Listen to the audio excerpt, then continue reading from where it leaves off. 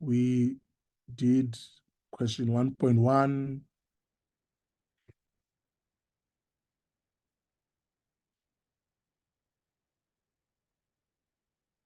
We didn't discuss quadratic formula as much because people were fine with that. We did sets, right? And today we said we're going to focus on inequalities and nature of roots. I'm going to quickly talk about inequalities, right? At least to the level that we are expected to understand inequalities in grade 12. That is linear inequalities. That is quadratic inequalities. And products of functions. And all of this is in question 1. So by the end of this lesson, you need to have an understanding of these 3 types of inequalities. Linear inequalities, won't speak so long about them. We are going to see them when we do nature of roots. Now, I'm going to focus on quadratics and products of functions. And if you have any problems, just raise your hand, and on Zoom, of course, and then we can begin. Right. We still remember that we need to be able to factorize, right? This is important work. We have to be able to factorize by factors. And I'll keep on stressing that until everyone can factorize. The only time we're going to use the quadratic formula is when we get that kind of question. Excuse me, round off your solutions to 2 decimal places. That's the only time we're going to be using that. Right? I'm going to quickly give you a quadratic inequality. X squared minus 64 less than equals to 0. Now, the good thing about quadratic inequalities is this, and maybe I go into this here.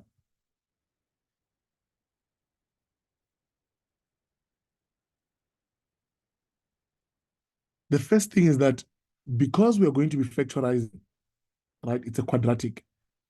Ax squared plus bx plus c less or equals to 0 or greater or equals to 0 or less than 0 or greater than 0. My point is that you guys are always going to make sure that A is positive, isn't it? And because of that, you are also going to think about inequalities. For example, 5 and 3, which number is bigger? 5 is bigger than 3, right? Now, if you divide both sides, if we divide both sides by -1, we have -5 and -3. And which one is bigger now? -3 is bigger. Now, what that simply means is that if you multiply or divide both sides of the inequality sign, then the sign will change. Simply because what was bigger becomes smaller and vice versa. What was smaller becomes bigger. Now, if you think about quadratic inequalities, right, we are saying that the coefficient of ax squared is always going to be positive. Now, if you think about your grade 10 and grade 11 work, you know that ax squared is a parabola, isn't it? So if you're going to be making sure that the value of a is always greater than 0, then the parabola that you're going to be dealing with is a parabola that is smiley face concave up. Are you guys with me here? Now, when are the y values of this parabola positive, and when are the y values of this parabola negative?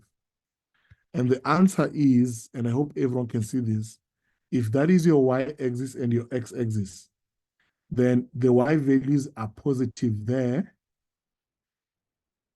above the x-axis, and the y values are negative there, and then the y values are 0 there. A quick thumbs up if you agree with that assessment.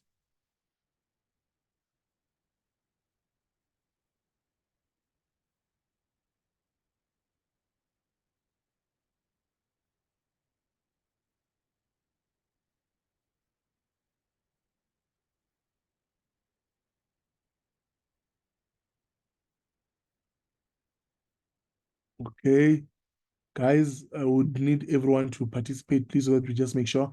Quick thumbs up, just on Zoom quickly, so that I can see how many people. Thank you. I see 3, 4, much better. Thank you, that's fine. All right, if you have any questions, just raise your hand. But I think that should be fine. The y values are positive above the x-axis. The y values are negative below the x-axis, and we are 0 at the x-intercepts. And that's basically what a quadratic inequality is, right? So for marks, we're going to talk about what we need to do for quadratic inequalities. Number one, we are always going to make sure that the coefficient of x squared is positive. And the reason for that is so that when we factorize, we are always dealing with a parabola that is concave up, or a number line that is plus, minus, plus. Now you can see where the plus minus comes from. Above the x-axis, just like we did have here, and then below the x-axis, just like we had here. So some people prefer to use the number line. Some people prefer to use the parabola. I prefer to use either, and I will sometimes do parabola, sometimes I'll do number line. But most people prefer parabola. Right. First things first, with inequalities, you have already done the hardest part. Inequalities, quadratic inequalities at least, are about 4 marks in an exam. And the first 2 marks we have already done. We did last week, factorizing by factors. Now, remember, I said once the constant is there, once you've got a constant and a value without x, then you'll always use factorization by means of trinomial, even if it's like that. I don't want to say difference of 2 squares, even though I can clearly see it's difference of 2 squares. But because I've got a constant, I'm just going to keep on factorizing the way we are used to. Remember, if I've got an equation like that, it means that the coefficient of x, bx, is 0x, isn't it? So I know you know that this is difference of 2 squares, but let's just go through the process again from last week. 64, the constant is negative. That tells you that the factors, the linear factors, are going to have different signs, because you can only get a negative solution when you multiply positive and negative. And then, what are the factors of 64? 64 by 1, 32 by 2, 16 by 4, 8 by 8. And then what are you going to do with the factors? You're going to add the factors, right? Or rather subtract. The constant is negative. So you're going to subtract the factors. 64 minus 1 is 63. 32 minus 2 is 30. 16 minus 4 is 12. 8 minus 8 is 0. Our middle term is 0 because there's no coefficient of x, which means my factors are 8 and 8. And there my difference of 2 squares appears. Right? Again, I'm going to ask thumbs up here at this point. So we are doing inequalities. The only thing that we want to make sure is that the coefficient of x squared is positive, because we want our method to always be a graph that is concave up. And the second step is to then find your critical values. Critical values is the equivalent of solving for what? For x. So you are dealing with it as if you have a quadratic equation. So you're going to go x plus 8 equals to 0. Just like last week, x minus 8 equals to 0, x equals to negative 8, or x equals to 8. It's just that at this point, you have not solved the equation. For inequalities, this is simply what? Critical values. And that simply means these are your x what? Intercepts. So the next step, once you find your x-intercepts, is to draw a number line with your x-intercepts. That's positive 8. And because you always make sure that the coefficient of x squared is always positive, we know that your graph will always be a parabola that is what? That is concave up. A quick thumbs up if you're happy with that as well. That assessment, guys. Thank you.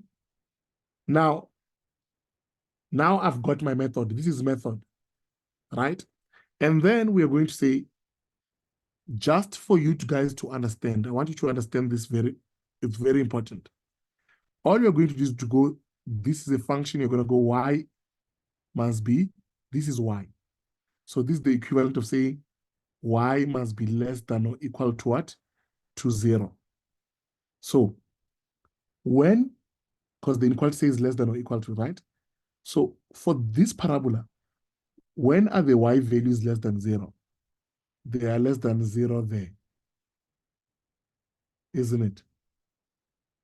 And then you're also going to say, we are looking for when y is less than or equal to 0. When are we equal to 0? At our critical points.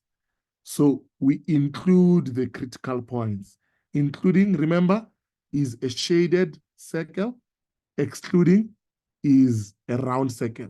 We use included for when the inequality sign is less or equal to or greater or equal to. We use a circle for less or greater than. Please thumbs up for, so I know that you understand that part. Thank you.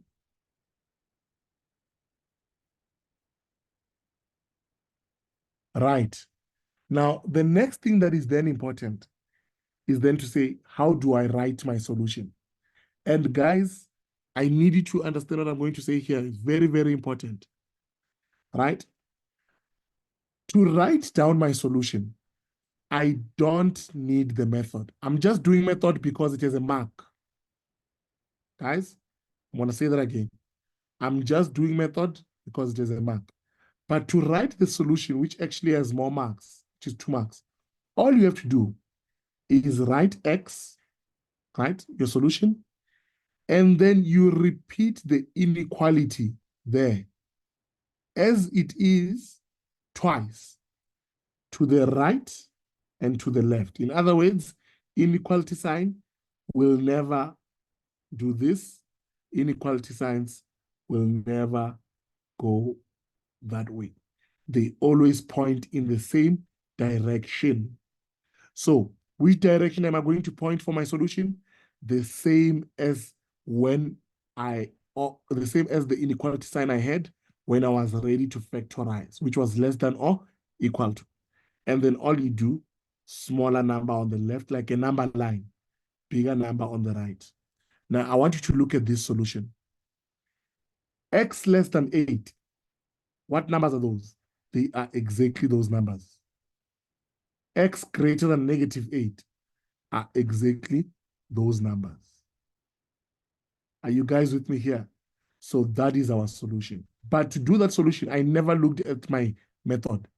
I just looked at my critical values, which number is bigger, which one is smaller, and then I looked at my inequality sign. I'm going to do another question on this, but thumbs up if you get that solution.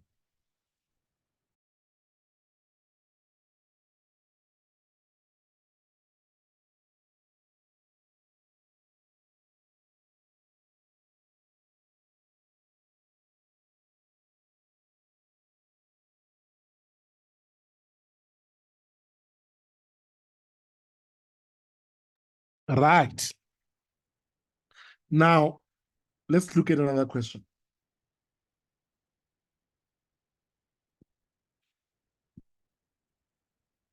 Negative x squared plus x is less than 6. minus 6. So what am I going to do here? Well, I'm not ready to factorize this. Remember, first part is treating it as if it's a linear equation. You need a 0 on the one side. So I'm going to have minus x squared plus x plus 6 is less than 0. Now I'm ready to factorize, but can't factorize when the coefficient of x squared is negative. So I'm going to divide every single term by -1. But we know that when we divide inequalities by -1 or negative numbers or multiply by negative numbers on both sides, the inequality sign is going to change because what was bigger becomes smaller and what is smaller now becomes bigger, right? Am I now ready to factorize? Yes. Quadratics are going to be broken down into two linear factors. The factors of x squared are x and x. -6 is negative, it's my constant. The signs are going to be different. So that when you multiply positive and negative, you get negative. What are factors of 6? 6 times 1. Remember, we said factors are always in pairs. 3 times 2. Then the same constant, the sign of the constant, which is negative, tells us what we ought to do with the factors, which is subtract them in this case. 6 minus 1 is 5. 3 minus 2 is 1. So what are my factors? 3 and 2, because I've got them giving me 1. Then the factors, because the signs are different, you've got to look at the middle term. The bigger factor, which is 3, takes the sign of the middle term, which is negative. So 3 here and 2 there. And I hope we remember this from last week. Then I've got x plus 2 equals to 0. X minus 3 equals to 0. X equals to -2. And x equals to 3. And just to show you how confident we are with our method, we're going to say, immediately write your solution here. What is my solution? X in between, the same inequality as we see there. What is the inequality there? It's greater than. Two inequalities that point in the same direction, smaller number on the left, bigger number on the right. Now let's check if we use, when we do method, if that solution is correct, right? We are gonna go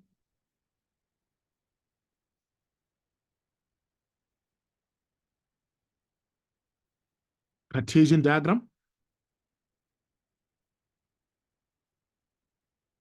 right? We know the parabola is going to always be concave up because we make sure that the coefficient of x squared is positive. Then -2 and 3 are our critical values, which means our x-intercepts. The inequality sign is greater, which means that we don't include the critical values. Hence, same inequality sign here. And then lastly, we are looking for when we are greater than 0, when the y values are greater than 0. When our y value is greater than 0, above the x-axis. Now tell me about the numbers here. What are they? They are greater than 3. There's our solution. X greater than 3. Tell me about the numbers here. They are less than -2. So x is greater than 3, that solution. X is less than -2, that solution. But we are able to write down our solutions without even having to do method, because the solution is in the inequality sign. Thumbs up if you're happy with that. I'm going to do another example quickly. That's perfect, perfect. Guys, I'm glad everyone is still with me here. Perfect. Now, these are quadratic inequalities, remember. So it doesn't matter what kind of inequality, what kind of quadratic inequality I give you. So to solve quadratic inequalities, we are saying make sure A in ax squared is always positive. Why? So that method will always be a parabola that is concave up. 2, always factorize by factors to find critical values, i.e. x-intercepts, right? And then 3, write solution. And I've taught you how to write the solution. Solution, you just look at the inequality sign you've got. Now, the question that I just did now, if I can just go back quickly. Right. Notice that the inequality sign originally was less than 0. But because of dividing by the negative, the inequality sign changed. The one that I use is the most recent one, the one that I had when I was factorizing.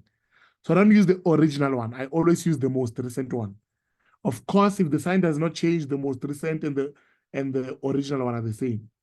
But if the sign changes, you use the one after the change, not the one before the change for your solutions. Right, let's get another one. And the reason I'm doing this is because I'm saying to you, inequalities are a level 2 type of question. In other words, anyone wants to get 50% should get them right. Level 1 and level 2 questions, cognitive questions, are questions that we need to get. And therefore, we need to make sure that we do them thoroughly and we understand them. One last question before I explain the other type of inequality. X squared, let me do this. I've got x minus 3, x plus 5, greater than 0, greater or equals to 0. Now, that's already factorized. But over and above that, guys, I want you to stay with me here. Why? Because there's 0 on the other side. It's already factorized, and 110, right? We spoke about this last week as well. But over and above that, if it's factorized only for inequalities, if it was a quadratic when there was equals to, then you do normally, you'd work on it normally. But with a quadratic inequality, you need to check the order if it's correct. Because you need to go x by x. Guys, are you with me? What's x by x? X squared. So I'm not going to multiply this again because it's already factorized. But I just want to confirm that the coefficient of x squared is positive. Right. So in this case, the coefficient of x squared is positive. I'm also going to do one again where you've got something like this, right? Less than 0, right? I'm also going to do one. I want you to see all of them, so I'm going to just reduce this a bit. I want you guys to see another one. 3 minus x and negative 2 minus x greater than 0. Okay, I can't see that. So it's 3 minus x, negative 2 minus x, greater or equal to 0. Now, guys, stay with me here. I'm going to look at the first one. This one. Because it's already factorized, I just want to confirm that it was indeed a parabola that was concave up. And it is a parabola concave up. So all I'm going to do with this one, my critical values are x minus 3 equals to 0, x plus 5 equals to 0, x equals to 3, or x equals to negative 5. My critical values are 3 and negative 5. So I'm ready for my solution. Why? Because my parabola is concave up. Guys, I need you to understand this. So what are my solutions going to be? Same inequality sign, smaller number, bigger number. That is my solution. Hands up if you're happy with the solution for the first one.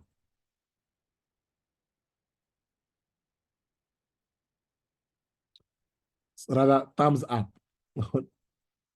Sorry, guys, thumbs up. Thank you. Thumbs up. Thank you. Thank you. Thank you, guys. Thank you. Now,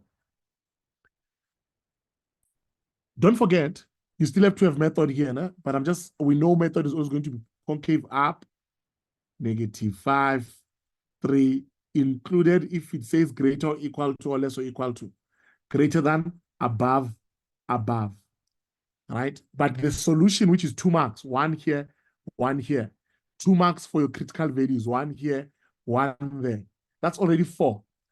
So we don't want to lose for method because it's just method, right? So do method. Now, I'm going to do the second one. Is it already factorized? Check. 0 on one side, check. Then, how many factors do I have? How many terms, I mean? It's 1 because it's already factorized.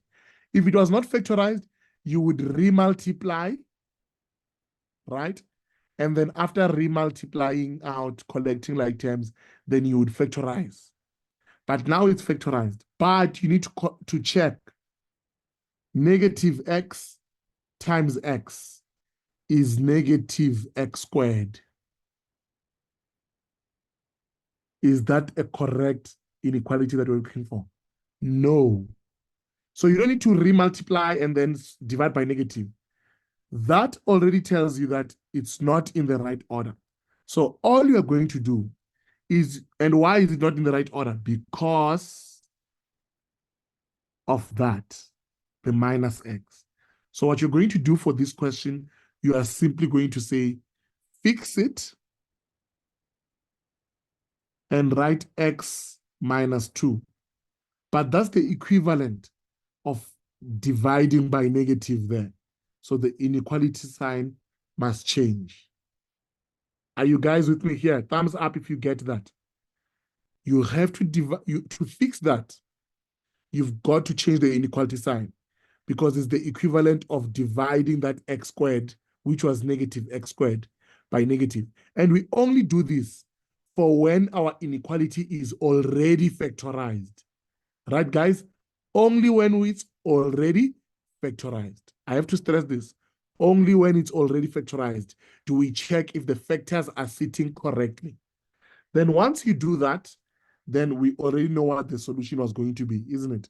The solution was going to be x and the same inequality sign. And then I know my critical values were x is 2 and x is 5. So 2 here and 5 there. And those are my solutions.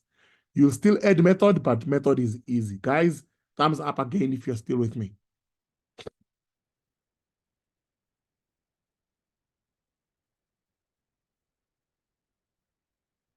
I've got a hand up. I'm gonna give permission to unmute. Puleng, what's up?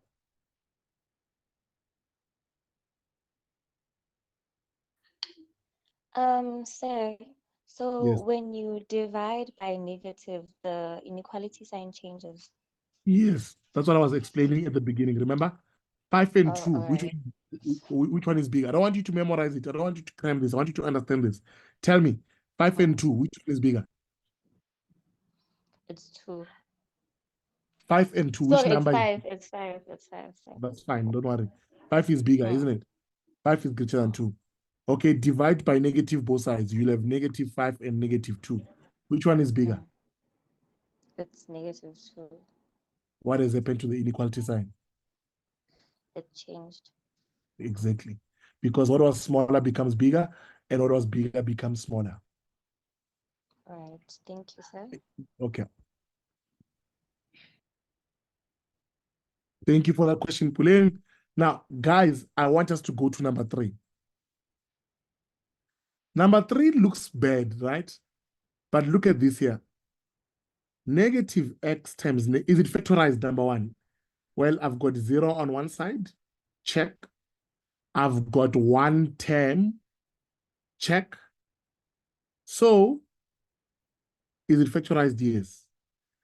Then negative x times negative x is positive x squared. So that looks bad, but it's actually already fine.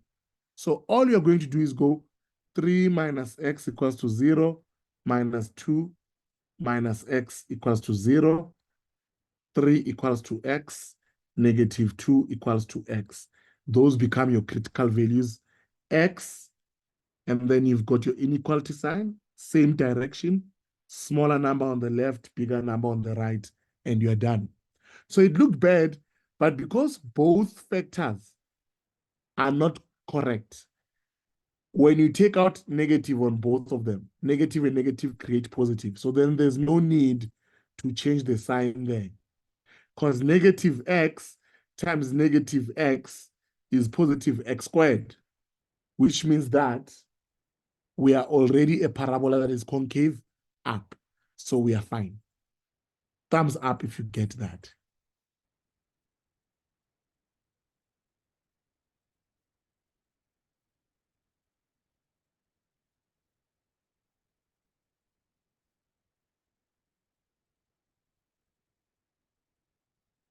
Good enough. Good enough. Thank you so much for that. Now, that is all on quadratic inequalities. Now, Andres, I don't know if Andres is still on the lesson. I don't think he is. I'm here. You're still here. Andres, the document that I've got here, I don't know how they're going to get it, but it's a soft copy. The one that I'm going to just show on my screen now. Is there a way that they can get this? I don't know. This document here on my screen. Is there a way that you can make sure that they get it? I don't know. I'll put it as part of the exercises. Okay, so I'm just going to put this out of the exercises. The document is called Math Revision Document 2022, right? And it has solutions in it. Some of them are wrong, but you'll be able to work that out yourself. It's not a problem.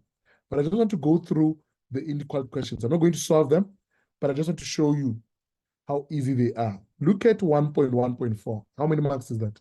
That's 3 marks. Why? It's already factorized. 0 on one side, negative x times x, negative x squared. So you're going to fix this factor and change the sign. Thumbs up if you're happy with that.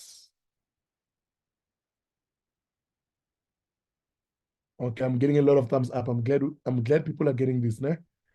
And then once you do that, you're going to have x minus 3, x plus 1 greater than 0. Solution, x equals to 3. Critical values, x equals to negative 1. Then solution, x in between, the inequality sign, the most recent inequality sign, pointing same direction. Then smaller number on the left, bigger number on the right. Done. Thumbs up if you're happy with that, guys. Perfect. And then another inequality. Okay, these we are still going to do. We're looking at quadratic inequalities first. There's another quadratic inequality. Is it factorized? No. 6 there. So you're going to do FOIL method, multiply out. You know this. Additive inverse, minus 6. Then collect like terms, then refactorize, and then do inequalities. Thumbs up if you're happy with how you're going to do this one. I think once you know how to factorize and you understand the gist of this, how to do the inequalities and how to write your solutions, because a lot of times learners, you already knew how to do method. You only struggle with how to write down your solutions. And I think now it's much easier to write the solution because the solution is the inequality that is already in the question, the most recent inequality, depending on whether you have changed sign or not. So that becomes a bit easier for everyone. Look at this one. You simply have to subtract 36 on both sides so that you're left with 0. Factorize, you've got your inequality sign, you get your solution. Thumbs up if you're happy with 6.1.2.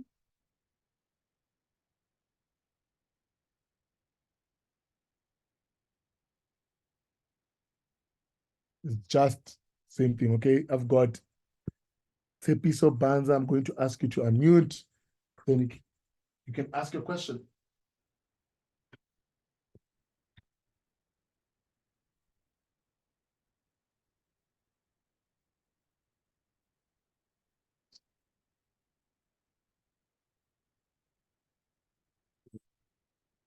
Yes, Tepiso? No, sorry, sir, I'm fine. Thank you. I made a mistake. Okay, no problem. Thank you, Tepiso. People seem to be fine. Now, the next type of inequalities that I want to discuss before we do nature of roots. Remember, we said we're also going to do nature of roots, right?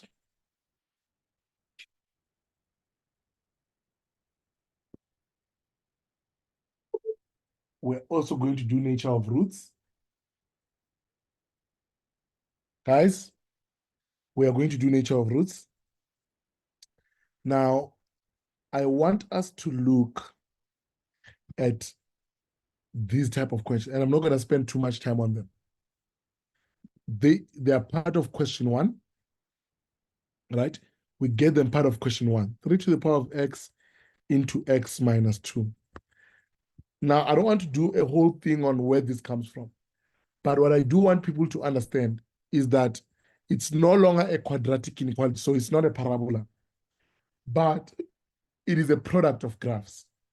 That is exponential, and that is a linear graph. Now, if your inequality for question 1 is not quadratic, it's not x squared plus blah, blah, plus blah, blah, then it doesn't matter what it is, it's going to be this type of question, right? And all you have to do is to make sure that the coefficient of the exponential is always positive. In other words, if I give you another one that looks like that, into x plus 1 greater than 0, what you're going to do, you're going to divide. It's one term. Divide by -1, divide by -1. 5 to the power of x into x plus 1. Inequality sign must change, less than 0. Thumbs up if you're happy with that. I'm saying these type of questions, always make sure that the exponential is always coefficient that is positive. If it's negative, divide by negative. Why? Because all you have just done inverses in school, I'm sure, and you did exponentials in grade 10 and 11. All exponentials with the equation y is equals to base to the power of x. When you draw them, you will always have an asymptote on the what? On the x-axis. And they will always be above the x-axis, whether it's increasing or decreasing. Thumbs up if you remember these type of exponential functions. My screen is lagging behind, but you're going to see it now. That's me drawing the asymptote. That's me drawing the exponential above the asymptote. And that is an increasing one. That's me drawing one that is decreasing.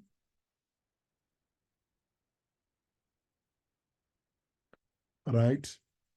But I just want you guys to see the exponential functions there. Right? Now, the one thing that you can say is that all y values of the exponential functions for this type of exponential are always what? Positive, isn't it? For that type of exponential. So how are you going to answer? How are you going to answer a question in the exam on these type of questions? Well, the very first thing that you must say, which is 2 marks, is to tell the examiner that 3 to the power of x is greater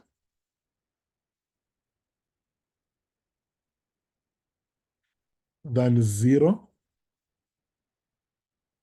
for x is an element of real numbers. For all values of x, that exponential will always have y values. Thumbs up if you are happy with that concept.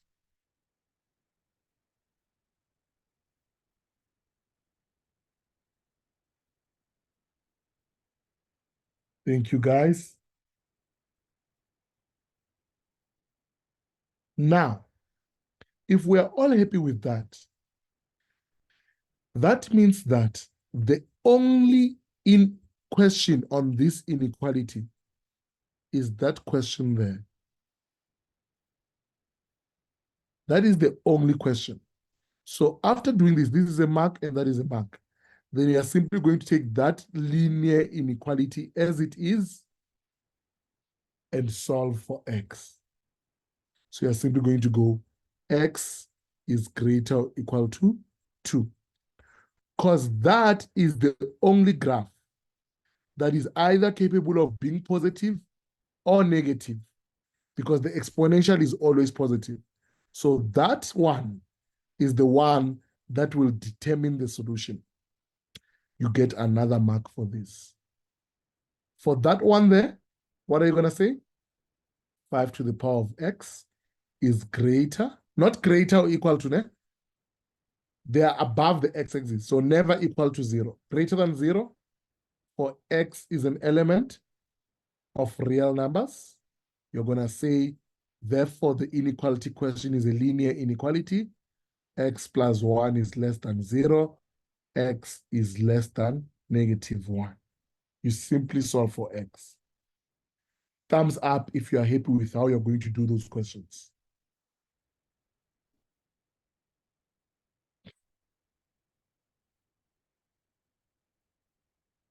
Thank you.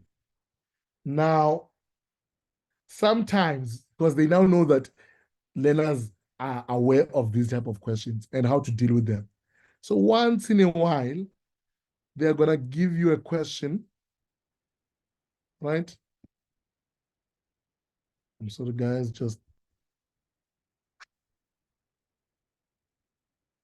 they're going to give you a question that looks something like that.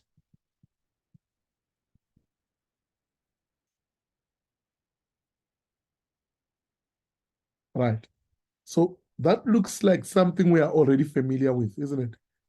But the question is it already factorized? Yes, I've got 0 on one side. I've got my factors on one side. So I'm just going to check if everything is in order. X squared times x, oh wait, x cubed. It's not quadratic.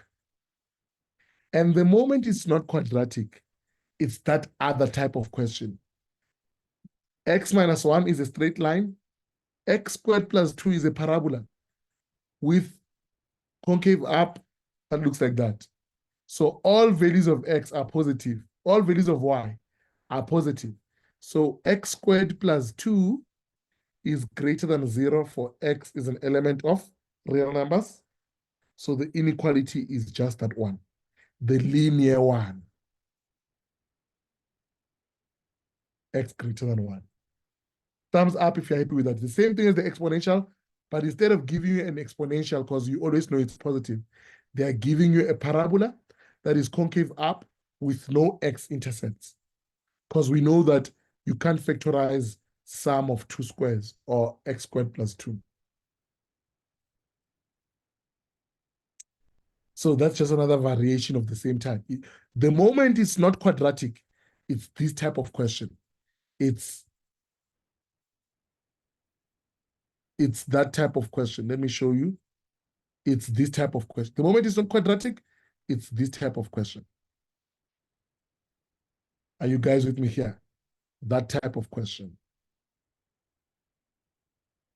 I hope that makes sense. So it's quadratic equations or these ones for question 1. And that is how we solve our inequalities for question 1. If we go back to our document, you can see that the one that I skipped before is exactly that type of question. 3 marks, no doubt, 3 marks. There it is, 3 marks. What are you going to do? 2 to the power of x is greater than 0 for x is an element of real numbers. Then my inequality question is that one, x minus 5 less than or equals to 0, x less than or equal to positive 5. Thumbs up with how we do those type of questions.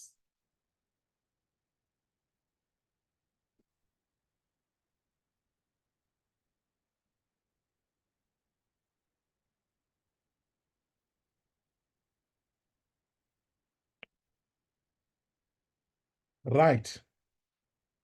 Now, if you go through, when you go through the document, guys, you'll just see that it becomes just a repetition. That's why algebra is key, but it's also easy. That is easy. Find your critical values, factorize, get your critical values, X in between that inequality sign, smaller number on the left, bigger number on the right, method, full marks, 4 marks. Easy, easy 4 marks. Easy, easy 4 marks. Same thing here. Get it to standard form, 5x squared minus 21x plus 4. We learned how to factorize quadratics when a is not 1. It was easy. We know a times c. We did that last week. And then get your critical values again. Then get your solutions. And it just becomes repetitive, of course. Take out a common factor for that one. I mean, it just, remember, standard form first.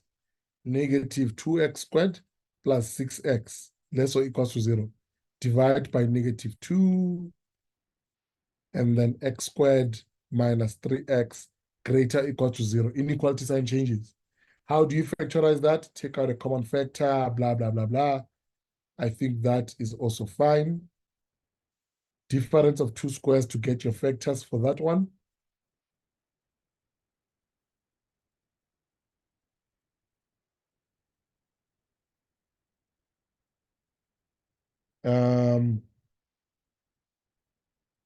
And then it just becomes easier. There's the other one again. It's already factorized, right? But that needs to be fixed. And x times negative x is negative x squared.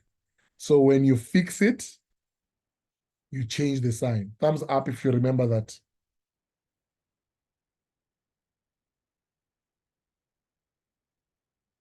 Thank you. Right. Can I get enough thumbs up? Okay, that's fine. Thank you, guys. Now, I'm moving away from inequalities and I'm going to my nature of roots. Right. Now, go back to this.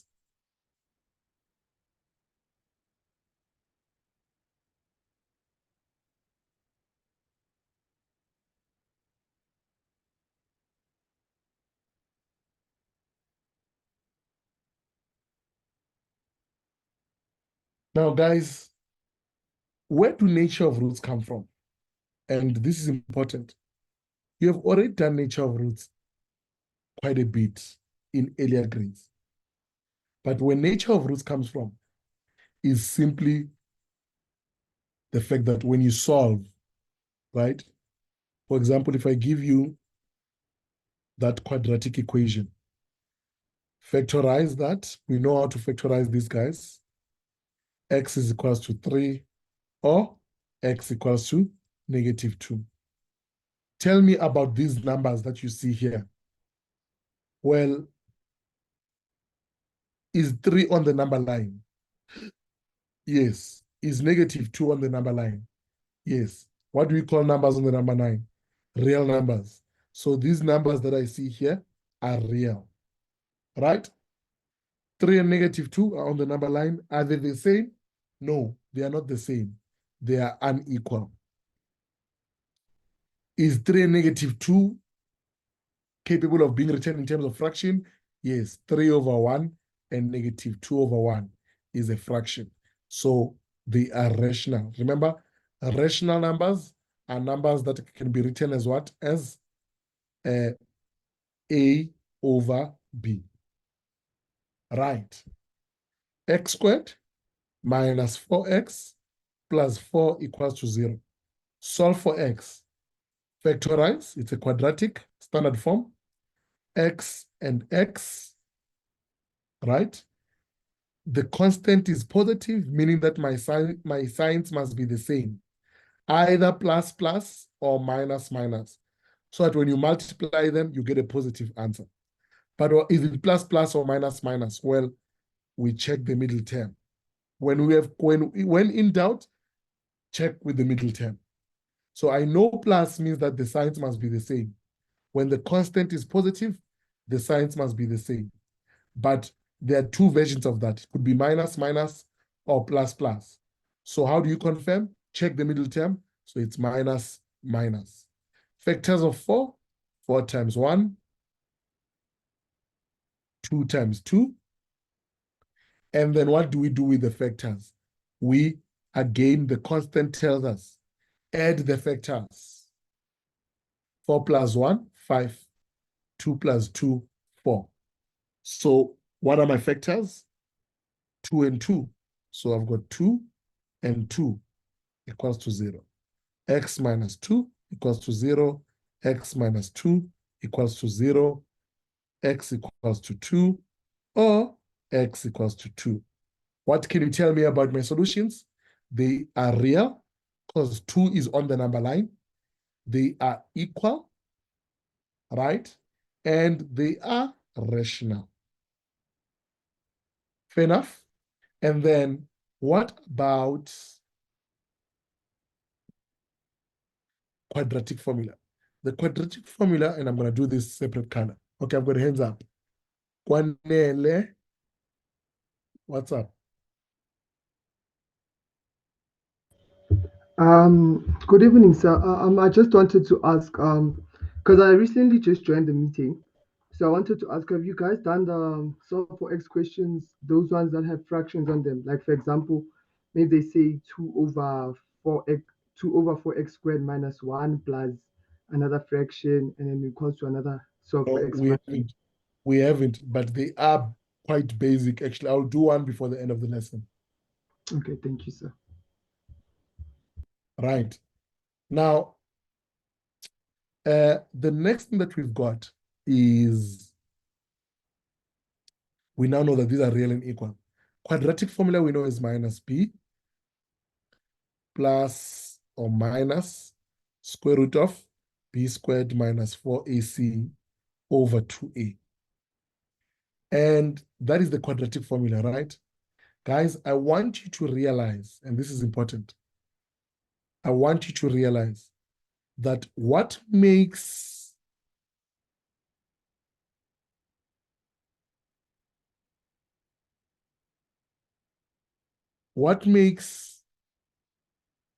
the quadratic formula quadratic is the part inside the square root there. Are you guys with me here? That part inside the square root, we call it the discriminant. That's what makes the factors look the way they look. So I want everyone to understand that as we start doing this nature of roots, we understand that the reason the discriminant is the discriminant, it's not because it's equal to b squared minus 4ac, but the reason it's the discriminant is the fact that it's inside the square root. That is important, right? Because it is this part that is inside the square root that distinguishes whether your roots are going to be real or non-real, equal or non-equal, rational or irrational. Now, to summarize, I'm going to show you here. If the discriminant, the part inside the square root, is less than 0. So remember, discriminant is not just b squared minus 4ac. It's only b squared minus 4ac if you're dealing with quadratic equations, right? But the discriminant in its broader form is the part inside the square root. Because if the part inside the square root is negative, less than 0, then when you punch square root of -4 in the calculator, what do you get? Maths error, because the roots are non-real. When you get a quadratic equation where the part inside the square root is negative, you say no solution because the roots are non-real. Thumbs up if you're happy with that assessment.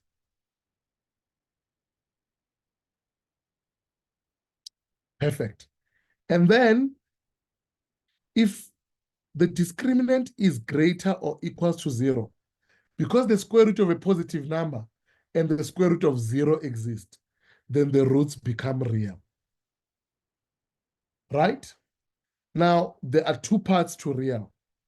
It's either you are greater than 0 or you are equal to 0. Now, what does this part do? It distinguishes how many roots you're going to get and what kind of roots you're going to get. When the discriminant is greater than 0, the roots are going to be unequal, like the one that we did for x squared minus x minus 6 equals to 0. I want you to look at the discriminant. Discriminant is equals to b squared minus 4ac. Why? Because it's quadratic, isn't it? What is b? Negative 1 squared minus 4. What is a? 1. What is c? Negative 6. The discriminant equals to 25. Is 25 greater than 0? Yes. So the roots, 25, there's 25. 25 is greater than 0, so the roots are real. 25 is greater than 0, so the roots are unequal. Right. Next one. What about when the discriminant is equal to 0? The roots are equal.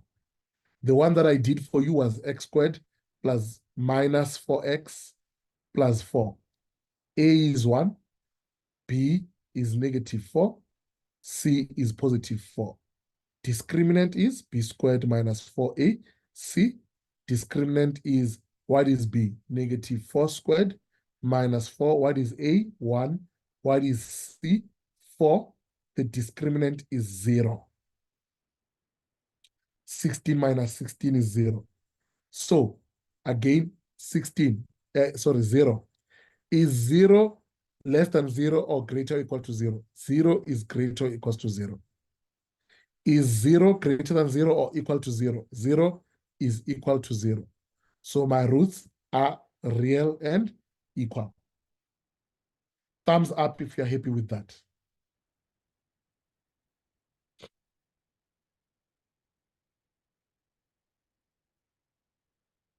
Perfect. Now, when the discriminant is equal to a perfect square, then your roots are going to be rational. They can be written as a over b. When the discriminant is not a perfect square, the roots are going to be irrational. Now, what is a perfect square? 25 is a perfect square because it can be written as a product of two identical numbers. 0 is a perfect square because it can be written as a product of two identical numbers. So when do you get discriminant that is not a perfect square? And these are all those questions in question 1 that says round off all answers to 2 decimal places or correct decimal places, because they know that you've got to use the quadratic formula, right? So when the discriminant is not a perfect square, you will see that you're not going to be able to have factors. And because you won't be able to have factors, then you must use the quadratic formula. And then when you use the quadratic formula, your answer becomes decimals. It's not fractions anymore or whole numbers. It's either 3,267. You know the answers you get when the question says correct to 2 decimal places, right? So when you can factorize by factors, the roots are going to be rational. When you can only get the answer by quadratic formula, then the roots are irrational because they can't be written as fractions. They are decimals. Thumbs up if you're happy with that.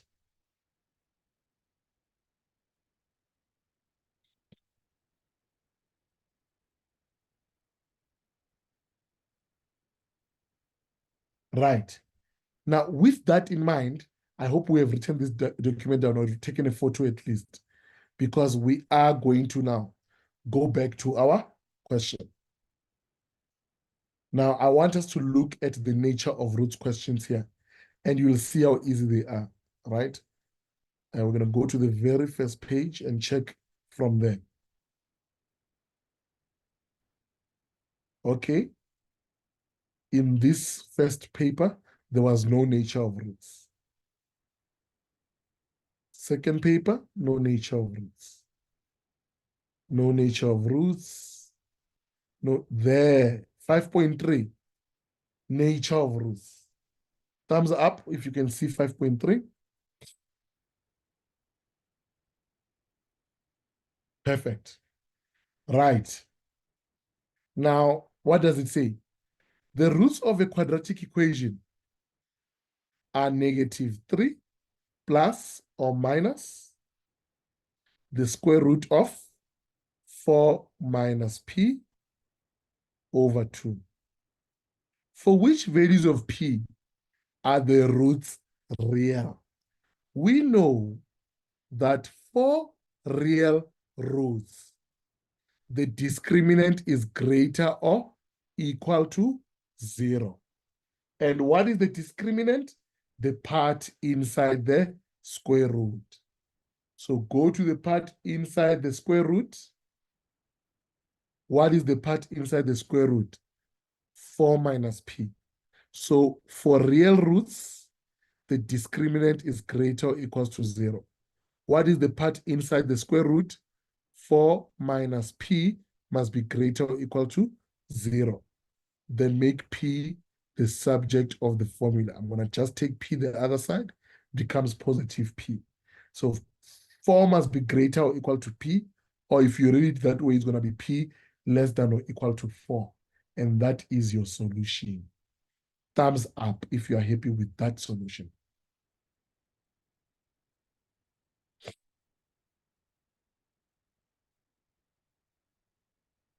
Right. I'm glad people get that one. Move along. Move along. 7.2.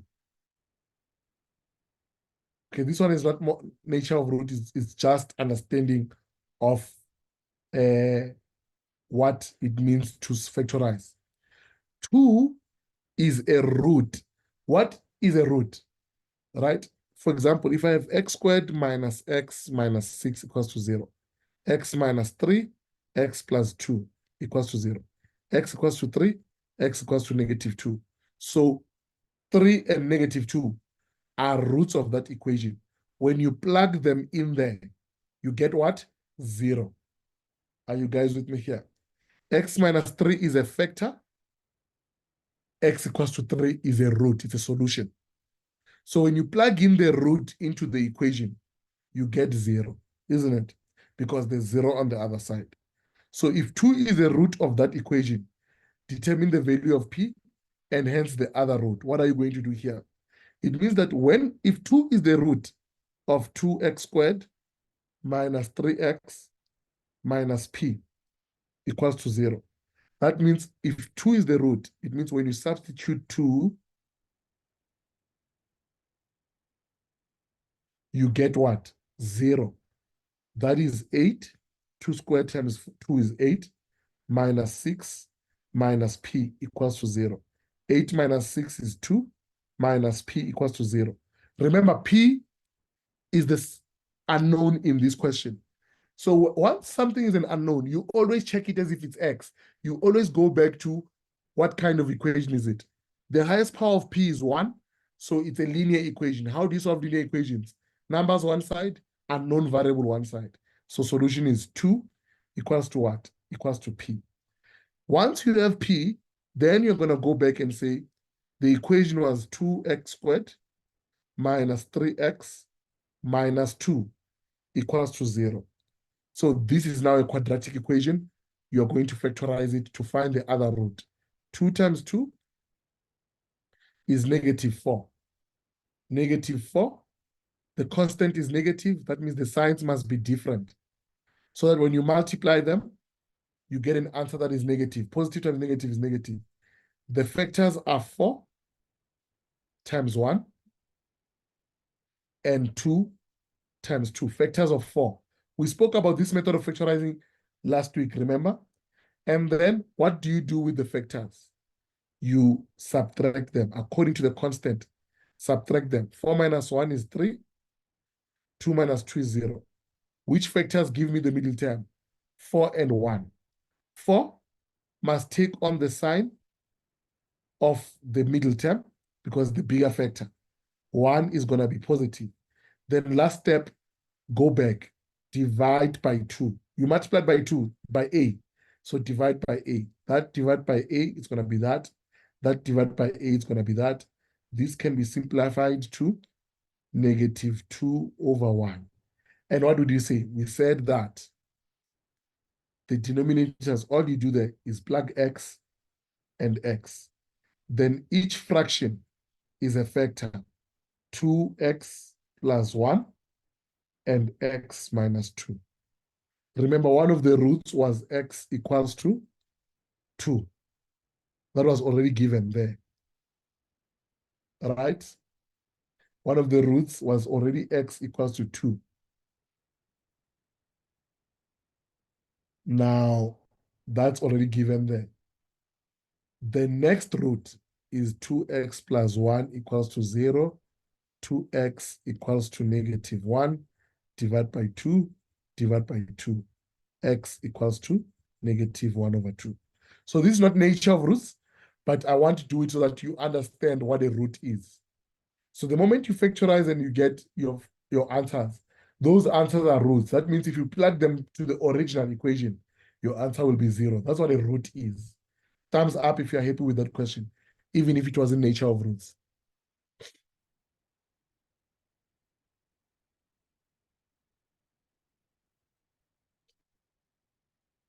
That's perfect. Guys, then we are almost out of time. There's another question on nature of roots, 9.3. The roots of a quadratic equation are given by that, where k is an element of negative 3, negative 2, negative 1, 0, 1, 2, 3. So k takes on only certain values, right? First question, write down 2 values of k for which the roots will be rational. What is rational? Rational means that the discriminant is a perfect square. So all you want is numbers that are going to make the discriminant, which is 20 plus 8k, a perfect square. Now, what are your perfect squares? All you need is 2 numbers. This is going to be trial and error, isn't it? From the ones that are given. When 8, obviously, negative is not going to work. Why is negative not going to work? Because, okay, wait, let's check. When k is negative 3, you just take a calculator, guys. Né?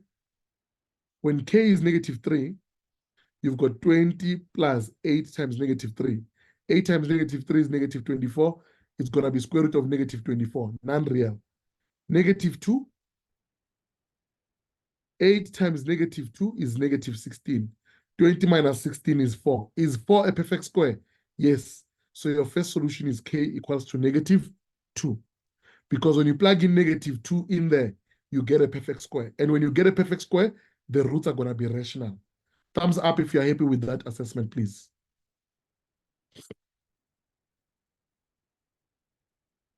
Perfect. Then negative 1. 8 times negative 1 is negative 8. 20 minus 8 is 12. 12 is not a perfect square. 0.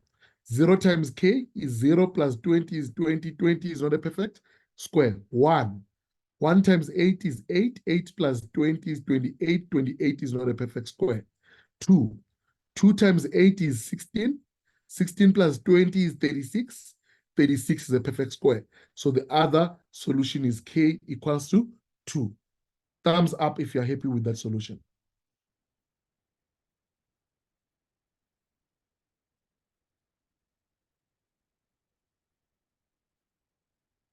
Perfect.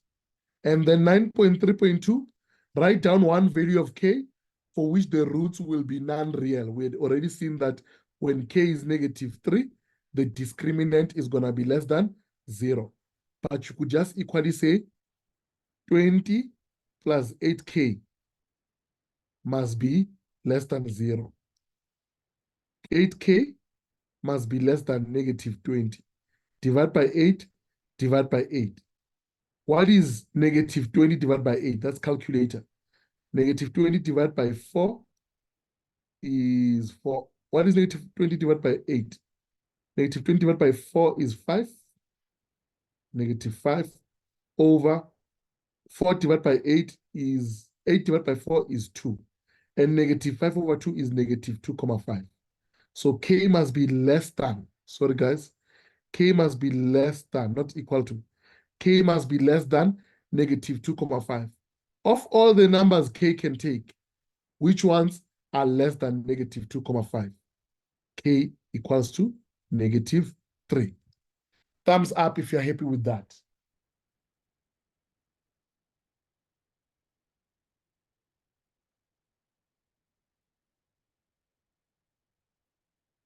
Thumbs up if you're happy with that.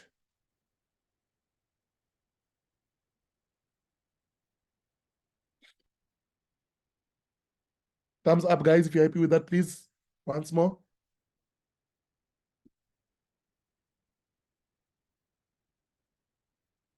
Perfect.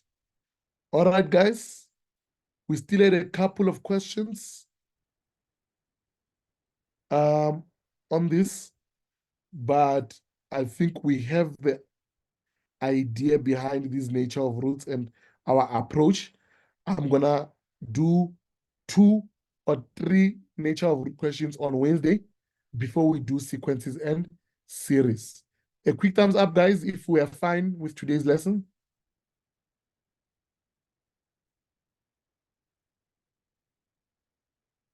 Okay, thank you. And then I'm also out of time.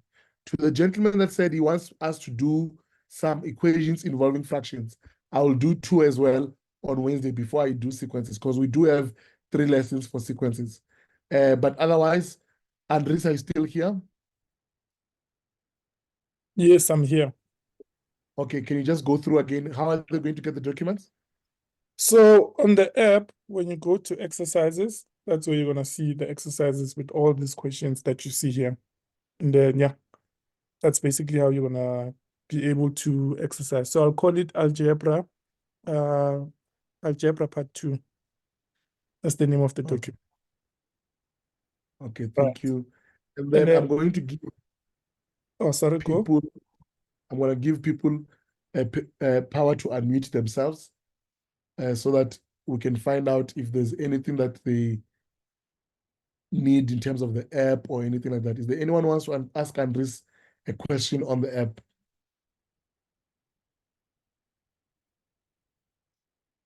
Okay, so everyone seems to be fine. And then just... I think I saw Caesar's hand. Caesar, just bear in mind that the teacher can't see you, so you have to manually raise your hand.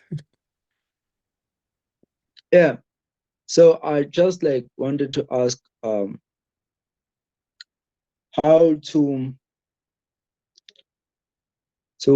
find out whether you'll only have positive roots when you're given like the thing under this equation, the quadratic equation, how to determine only positive roots.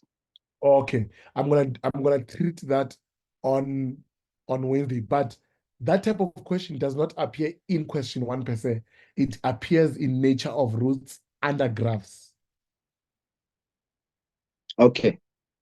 And what that has to do, I can just tell you now, so that you have an idea of how to solve it. When you do nature of roots in graphs, you have to move the turning point up or down, isn't it? Yes. It's all about the y-intercept of the parabola. So you're going to move it up until the y-intercept of the parabola is one of the x-intercepts of one of the y-intercept of the parabola becomes is now at the origin. Do you get me? So if you move it, for example, the parabola has negative roots, né? Yes. It has 1 root, right? It has 1 negative root, and it also has 1 positive root. Obviously, if you have 1 negative root and 1 positive root, that means the y-intercept is also negative. Anish, right?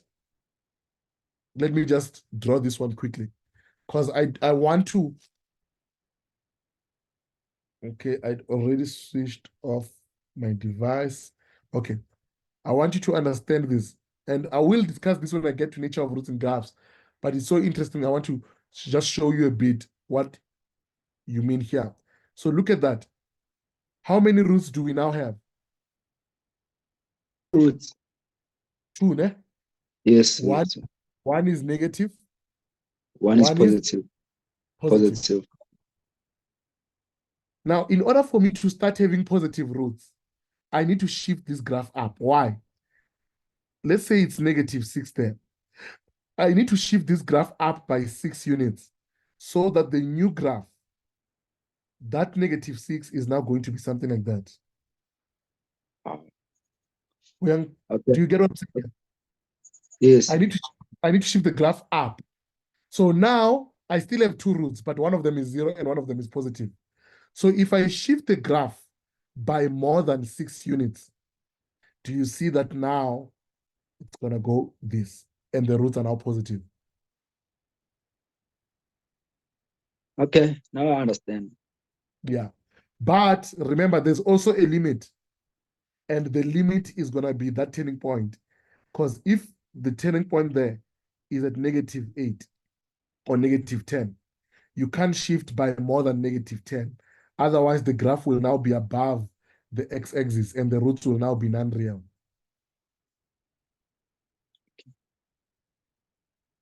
So the solution here would be k must lie between. So you want to shift up, but by between 6 and 10 units. You must shift by more than 6, but by less than 6. Less More than than 10. By less than 10. More than 6, so that you reach, so that The this y origin. goes to the origin. Yeah. But less than 10, so that you don't move up by more than that, so that you don't become non-real. Okay. But that is nature of roots in functions. We'll only cover that when we get to functions. You won't get one like that in question 1, nature of roots. Okay. Thank you, sir. Sure.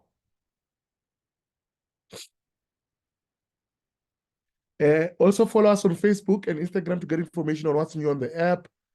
You have to update the app. Just go through what Andres is saying there. But otherwise, from me, I'm done. Andres, is there anything you want to add? Oh, yeah, guys, please don't forget to give us a 5-star rating on the Play Store and App Store. That helps us with the funding so that we can keep these lessons ongoing. Otherwise, we tell people that students like the lessons, but then we don't get any funding coming in. So if you don't mind, just go to the Play Store, give us a 5-star, and just write a review so that whoever wants to fund the project can see what the project looks like. Then I've linked that WhatsApp group where you guys can join. We'll communicate if there's a change in lessons or if there's additional lessons happening. That's going to be our primary source of communication. And then some other announcements we'll put on Facebook and Instagram. So yeah, see you guys on Wednesday around 6 for another 1 hour, 30 minutes with Mr. Manda. Thank you so much, Mr. Manda. Sure, Chief. Tando, any question? No, sir. All right. Goodbye, guys. I'll see you on Wednesday.